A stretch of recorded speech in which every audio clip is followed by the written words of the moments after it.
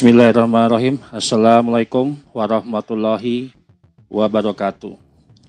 Sahabat Charlie dimanapun berada, pada kali ini saya ingin merefleksikan seluruh apa yang terjadi di dalam polemik nasab selama 3 tahun ini. Dan timbul sebuah pertanyaan, berapa lama sebuah mitos itu bisa bertahan? Kemudian, apakah mitos itu akan terbantahkan hari ini? Dan bagaimana mekanisme mitos itu dibentuk di masa lalu? Bahkan kita bertanya-tanya, apakah mitos itu bisa bertahan setengah abad, 1 abad, atau mungkin 1000 tahun jika didukung oleh kuasa, hegemoni, dan cerita yang terus diproduksi tanpa henti-henti gitu kan. Nah, hari ini kita berbicara tentang sebuah keberanian langka ya. Keberanian langka yang diambil oleh 7 tokoh yang saya anggap ini adalah sebuah pembaharuan di dalam hegemoni Ba'alawi di Indonesia. Dan keberanian ini untuk melawan sebuah dogma sosial yang sudah dianggap tak tersentuh atau tak boleh disentuh, tak terjangkau ya. Nah, di tengah ketakutan politik, 7 nama muncul ini sebagai penjaga akal sehat, penjaga logika yang lebih mengedepankan ilmu gitu kan. Nah, di mana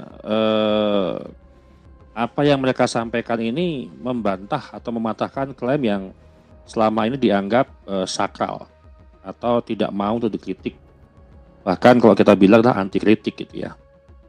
Dan mereka tidak membawa amarah. Justru kajian-kajian akademik ini yang memperkuat diskursus publik terkait tentang polemik nasab. Nah, mereka ini adalah membawa sebuah data, ilmu, dan sejarah. Nah, ini adalah suatu momen yang pas ketika kebenaran itu menolak untuk dibongkar. Kebenaran yang selama ini tertutupi oleh doktrin-doktrin, yang tertutupi oleh situasi yang menghegemoni seluruh umat Islam di Indonesia. Nah, kita tidak sedang berbicara tentang konflik personal, dan bukan pula tentang menyerang identitas siapapun. Kita sedang berbicara tentang sejarah, ilmu, dan sebuah pemikiran jernih yang seringkali dikalahkan oleh hegemoni sosial. Nah, tema ini memang sensitif, bahkan penuh dengan tekanan emosional. Tetapi justru karena itulah kita harus membicarakannya. Nah, hari ini kita akan membedah fenomena besar, hegemoni legitimasi nasab Ba'alawi, yang dimana narasi yang dibangun, dibentuk itu menguatkan dari generasi ke generasi, menjelma menjadi mitos sosial, bahkan menjadi alat legitimasi moral dan politik. Nah, ketika sebuah mitos menjadi sebuah kekuatan sosial yang menentangnya pun juga bukan orang-orang biasa gitu loh. Mereka menghegemoni dari, saya kemarin pernah ulas, adalah 500 tahun. Ya, menghegemoni 500 tahun sejak abad 10, di mana abad 10 itu mulai ada pembentukan setelah ada pengisbatan di abad ke-9. Ternyata yang diisbat ini tokohnya tidak ada di abad ke-4 Hijriah. Nah, yang menentang ini kan ada berbagai macam disiplin keilmuan. Ya, yang paling keras dan paling dingin kita dari sejarah, kemudian filologi, rijalul hadis, DNA genealogi, kajian manuskrip, kajian akademik, dan kritik internal teks, yang memang 7 penjaga akal sehat ini, tokoh-tokoh ini yang memang mempelajari seluruh literasi yang ada di Ba'alawi, kemudian ada yang non Ba'alawi dari seluruh literatur. Ya, baik yang modern ataupun yang klasik. Nah, kita akan merefleksikan terkait dengan 7 tokoh ini yang muncul bukan sebagai penyerang, tapi sebagai penjaga integritas ilmu. Dan kita sebut mereka adalah 7 penjaga akal sehat. Nah, dimulai sebuah studi kasus terkait tentang fenomena hegemoni dan mitos nasab Ba'alawi. Kita lihat dulu dan kita mulai dulu dengan fenomenanya. Fenomena sosial yang sudah ratusan tahun membentuk sebuah persepsi publik. Kalau kita bicara ini, Ba'alawi ini kan bukan secara ilmiah kita bicaranya. Artinya kalau kita membuat sebuah kebenaran, Ba'alawi inilah kebenaran yang dibuat dari berdasarkan asumsi, opini, dan menjadikan sebuah persepsi tanpa ada sebuah verifikasi. Maka saya bilang pemikiran manusia yang paling rendah itu adalah ketika percaya dengan satu opini, satu asumsi, tapi tanpa melakukan verifikasi kebenaran seperti apa. Nah, inilah kelemahan kita kalau kita tidak perkuat secara literasi. Nah, yang pertama kita bicara tentang mitos yang diwariskan sebagai kebenaran absolut. Nah, selama puluhan generasi, publik itu menerima sebuah klaim bahwa Ba'alawi ini adalah keturunan Nabi Muhammad SAW. Klaim ini bukan hanya dipahami sebagai informasi sejarah, tapi sebagai legitimasi moral. Dan mereka dianggap yang lebih suci, lebih mulia, lebih berhak dihormati, lebih pantas menjadi panutan, atau bahkan mereka melebihkan daripada kiai-kiai yang ataupun ulama yang ada di Nusantara. Nah, kemudian mereka mereproduksi narasi oleh struktur sosial.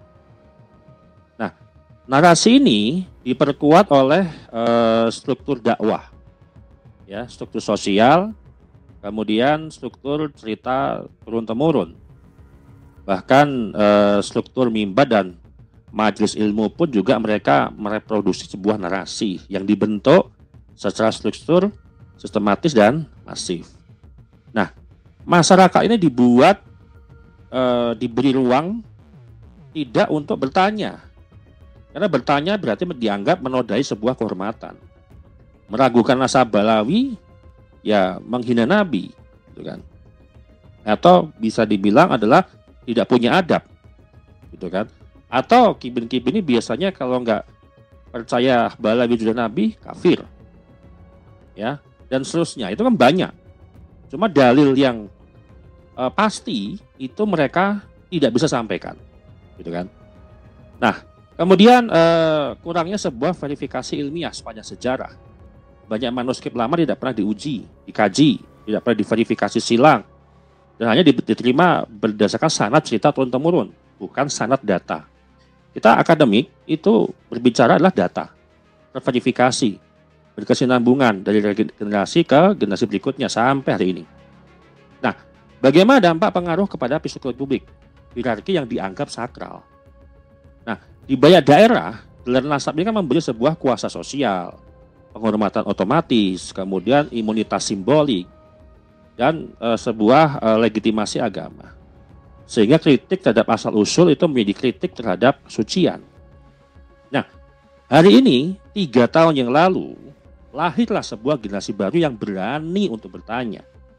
Nah, namun di era digital ini, yang membawa sesuatu itu yang berbeda ketimbang pembaruan-pembaruan di zaman sebelum zaman modern gitu ya. Nah, zaman mode itu memberikan sebuah data terbuka, manuskrip yang bisa diakses, kemudian jalur DNA yang bisa diuji, kemudian riset akademik yang juga bisa diverifikasi gitu loh. Nah, di sini para tokoh ini muncul bukan untuk menyerang, tetapi untuk membebaskan kebenaran dan keraguan kebenaran dari sebuah ketakutan sosial. Nah, kita mulai dengan tokoh yang pertama yang berani membongkar hegemoni nasab Ba'alawi. Nah, yang pertama itu Kiai Haji Imaduddin Usman Al-Bantani, ya, yang dimana sebagai pintu gerbang kritik ilmiah. Nah, Kiai Imad ini adalah titik mula gelombang verifikasi ilmiah dengan ketelitian seorang peneliti dan keberanian seorang intelektual publik. beliau menggali literatur awal nasab, membuka kitab demi kitab, kemudian hingga menyusun 11 kitab sebagai basis penelitian, termasuk yang terakhir telah terbit kitab Minhajun Nasabin, di mana yang hanya diberikan gratis ya, kitab wakaf. Namun ada beberapa kibin-kibin Ba'alawi ini dari ulama-ulama ataupun kiai juga menghujat itu kitab. Ada yang ingin dibakar, ada yang menyebut sampah, dan seterusnya. Nah, beliau menemukan tidak ada data primer yang menyebut Ba'alawi sebagai cucu Nabi. Banyak versi nasab saling bertentangan, tidak bergenerasi, turun-temurun, tidak ada. Kemudian beberapa nama fiktif muncul sebagai penyambung klaim. Nah, yang membuatnya berbahaya adalah kritiknya, tetapi kedalaman datanya. Awal saya membaca tesis Kiai Imad itu hanya sepintas, ini hanya sebuah artikel biasa, sebuah kajian ilmiah biasa. Nggak nyambung lah sama saya gitu kan. Ketika itu gitu ya. Nah, pada saat saya kok menelusuri itu, ini polemik semakin mencuat dan semakin tinggi, interaksi di sosial media, saya mulai mencari tahu sejauh mana, sedalam mana datanya. Ternyata ketika saya riset juga, ketika saya teliti juga, loh, ini metodologinya kukuh, kuat. Ya. Walaupun Kiai Imad berdasarkan berasal dari santri atau berasal dari pesantren, namun kajiannya memiliki metodologi yang sesuai dengan akademik. Nah, ketika itu saya mulai untuk memberikan pemahaman diri dulu, bagaimana ini metode ini berjalan dan bekerja. Nah, intinya Kiai Imad itu membuka sebuah pintu bahwa narasi besar bisa runtuh oleh data kecil yang selama ini disembunyikan. Kemudian tokoh yang kedua, ini adalah Profesor Menahiem Ali. Bagaimana filologi sebagai pedang paling tajam. Nah, Prof. Menahiem Ali ini kan bukan sekedar akademisi.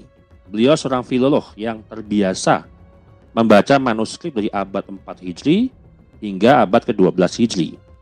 Nah, dengan kemampuan membaca teks kuno yang sangat sedikit orang mampu dilakukan, beliau bahkan bisa menemukan banyak manuskrip yang tidak memuat tokoh sentral nasab Ba'alawi, contohnya, ya kan. Kemudian catatan-catatan kuno juga seperti meniadakan peran Ahmad Al-Muhajir, di mana ada Ahmad Al-Muhajir di abad ke-4 Hijri, sedangkan Ahmad bin Isa ini gelarnya Al-Abad dan An-Nafat, seorang pembisnis atau seorang pelaku usaha di bidang minyak.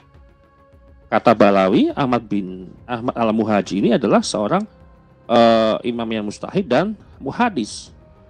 Namun dalam literasi kitab abad ke-4 sampai dengan abad ke-12 ini tidak ada namanya Ahmad Al-Muhajir. Nah, kemudian dari segi kronologinya pun yang tidak sinkron. Nah, jika Kiai Imad itu membuka sebuah pintu, nah, Prof. Menahiem Ali memasang lampu sorot ke seluruh ruangan. Karena apa yang diteliti dari kaji Kiai Imad ini diverifikasi oleh ahli filologi sebagai pedang paling tajam untuk mengkritisi manuskrip-manuskrip yang dinilai itu tidak sesuai dengan sumber-sumber primer atau manuskrip yang dibuat setelah beberapa ratusan tahun. Nah, kemudian kita ke tokoh berikutnya, yang ketiga adalah Dr. Sugeng Sugiharto. Ketika DNA bicara lebih jujur dari sebuah narasi. Nah, DNA ini tidak mengenal sebuah gelar kehormatan. DNA itu hanya mengenal angka secara statistik. Dalam kajian genealogis global, keturunan Nabi Muhammad SAW ini berada dalam sebuah haplogrup J1 yang sejalur dengan Bani Hashim, Ismail dan Ibrahim. Nah, tetapi penelitian haplogrup Ba'alawi justru menunjukkan kelompok G yang secara ilmiah tidak mungkin tersambung ke jalur Nabi. Nah, temuannya dingin, tapi keras. Narasi bisa direkayasa, namun DNA tidak. Inilah prinsip dalam disiplin ilmu genetika. Kemudian yang keempat, yang paling tegas di dalam kajiannya, yaitu Kiai Haji Alawi Nurul Alam. Dalam kajian Rijalul Hadis, itu membongkar kekosongan catatan yang telah memverifikasi apa yang Kiai Imad sampaikan. Nah, Dalam ilmu hadis, perawi besar itu akan selalu tercatat sepanjang masa. Apalagi seseorang yang disebut sebagai imam besar, kemudian tokoh hijrah utama, ahli hadis, ahli fikih, membangun generasi di setiap abad. Itu dicatat semuanya. Bahkan Ahmad bin Isa, Ahmad al-Abah, Ahmad al-Hafad dicatat pula dalam kajian Rijal Hadis. Ada 11 kitab yang membahas terkait Ahmad bin Isa, Ahmad al-Abah. Tapi tidak ada catatan Ahmad al-Muhajir. Jadi dua tokoh yang berbeda. Ba'alai mengklaim Ahmad al-Muhajir yang hijrah dari Basrah Irak ke Hadramaut Yaman. Tidak ada data satupun yang memuat nama Ahmad al-Muhajir punya anak Ubaidillah, punya cucu namanya Alwi. Nah, ini bukan sekedar missing link ya. Ini adalah missing existence. Sebuah tampar ilmiah yang tidak mudah bisa dibantah. Nah, Ba'alai ini nggak bisa membantah dalam kajian Rijal Hadis. Di mana yang bisa mencatat sekian generasi, dicatat perawi-perawi hadis di masa demi masa. Gitu kan? Ya seperti bahkan dosen kalau lagi mengajar dengan mahasiswa, dosen itu diverifikasi enggak? Datanya ada enggak? Ya kan, di PDDikti misalkan, pangkalan data pendidikan tinggi. Oh, ada. Oh, ada orangnya, berarti riwayat pun ada sebagai dosen. Ya. Kemudian kelima adalah Ki Haji Nur Ihya. Beliau memverifikasi literatur klasik secara sistematis. Nah, Ki Haji Nur Ihya ada sebagai penguat metodologi klasik. Ia menunjukkan bahwa literatur klasik jika dibaca tanpa bisa emosional sebenarnya tidak mendukung adanya klaim Ba'alawi ini. Mengandung inkonsistensi. Karena membangun sebuah mitos melalui pengulangan, bukan fakta. Nah, beliau memperkuat tesis Kiai Imad melalui jalur ulama salaf klasik. Jadi Ki Haji Nur Ihya ini dalam setiap podcast-podcastnya ataupun setiap konten-konten beliau ini memuat sebuah penguatan. Karena sebuah ilmu itu kalau nggak dikuatkan, tidak ada saling menguatkan, maka itu biasa-biasa aja. Tapi kalau ilmu dikuatkan dengan disiplin ilmu yang lain dan memverifikasi yang sama, ya berarti itu memang sebuah kebenaran. Nah, kemudian berikutnya adalah yang keenam lah Gus Aji Jazuli, sahabat saya, kawan saya, CS saya ketika klub podcast gitu kan. Nah, beliau mengkritik saya internal dan pembongkaran mitos khurafat. Beliau itu punya lengkap kajian daripada kitab Ba'alawi. Beliau sangat senang karena mengkoleksinya. Ya, pihak Kiai Imad itu dapat kitab, diberi kitab dari Ba'alawi bukan dibakar, bukan dihina ataupun dibilang sampah, tapi dikoleksi, dipelajari, dikaji dan diteliti supaya menjadi bacaan, ya kan? Memperluas wawasan kita, pengetahuan kita. Nah, ini pendukung Ba'alawi satu lembar pun belum dibaca, sudah dibakar. Satu lembar pun belum dibuka, sudah dibilang ini kitabnya kitab sampah. Nah, inilah adalah membuka mata hati kepada ilmu pengetahuan. Nah, Gus Aziz ini membuka dari jalur baru, kritik internal. Beliau membaca literatur internal Ba'alawi sendiri. Baik cita-cita khurafat yang berlebihan, kisah migrasi yang tidak sinkron, kemudian gelar yang muncul ratusan tahun setelah tokoh disebutkan hidup. Nah, beliau ini menunjukkan bagaimana mitos itu dibangun dengan pola yang sama. Cerita, kemudian pengulangan, penghultusan, baru hegemoni. Jadi mereka beranggapan bahwa inilah dibangun narasinya sebagai asumsi dan opini, sehingga membuat persepsi publik, oh yakin sebagai cucu Nabi. Namun faktanya tidak ada secara ilmiahnya Ba'alawi ini. Narasinya hanya cerita, pengulangan, penghultusan, baru penghegemonian. Nah, kemudian terakhir, Ki Haji Ubaidillah Tamamunji, seorang akademisi yang dengan keilmuan beliau menjadikan sebuah dialektika akademik tesis Ki Imad ini. Di mana tesis Ki Imad ini mempunyai 3 unsur, ya, tesis, antitesis, dan sintesis. Bukan tesis sebagai kajian akademik untuk mencari gelar magister atau S2, bukan. Ini sebuah kajian filsafat di mana yang memiliki 3 unsur tadi, dialektika Hegel, sebagai diskursus publik. Jadi kalau ada yang mau menguji tesis Kaimat yang berbasis dialektika Hegel tadi dan sebagai diskursus publik, yang mengujinya adalah antitesisnya. Nah, antitesis Baal ini belum bisa menguji, nggak sanggup menguji. Karena saking kokoh dan kuat literasinya. Nah, ini beliau Kiai Haji Ubaidah Mamunji memberikan sebuah persepsi, memberikan sebuah pandangan keilmuan, bahwasanya ini adalah sebagai tesis dalam kajian akademik. Dialektika Hegel di dalam 3 unsur, tesis, antitesis, dan sintesis. Nah, inilah yang memperkuat bahwasanya seluruh polemik nasab yang Kiai Imad dan pendukungnya membuktikan di seluruh publik itu seluruhnya berbasis akademik, bukan sebuah narasi atau hanya berretorika saja. Dan beliau hadir sebagai penyusun kerangka akademik yang secara keseluruhan, ya, dan menunjukkan bahwa kritik nasab bukan serangan personal, tetapi bagian dari dialektika ilmiah yang bertujuan untuk mengembalikan agama kepada kebenaran.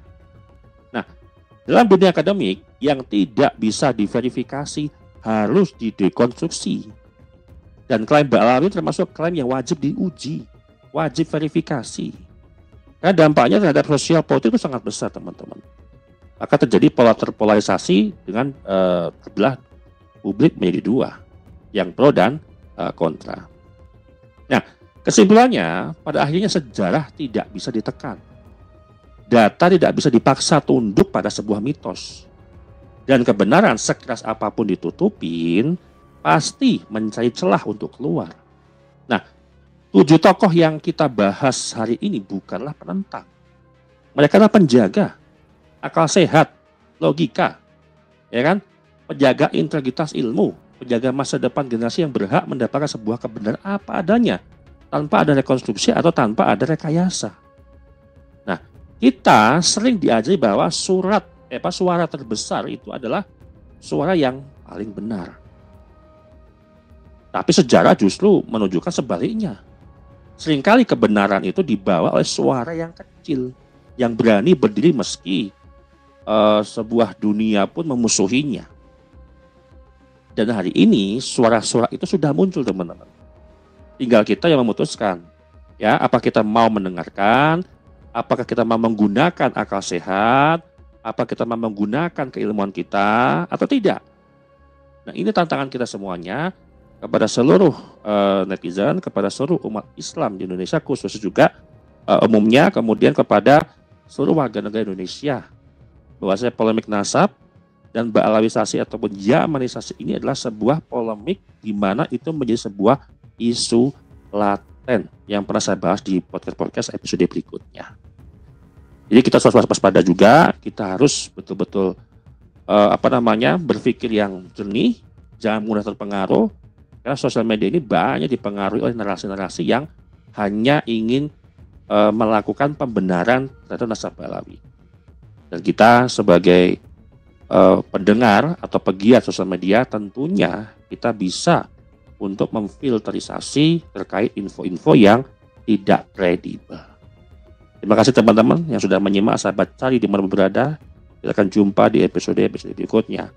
Kata saya ucapkan, wassalamualaikum warahmatullahi wabarakatuh.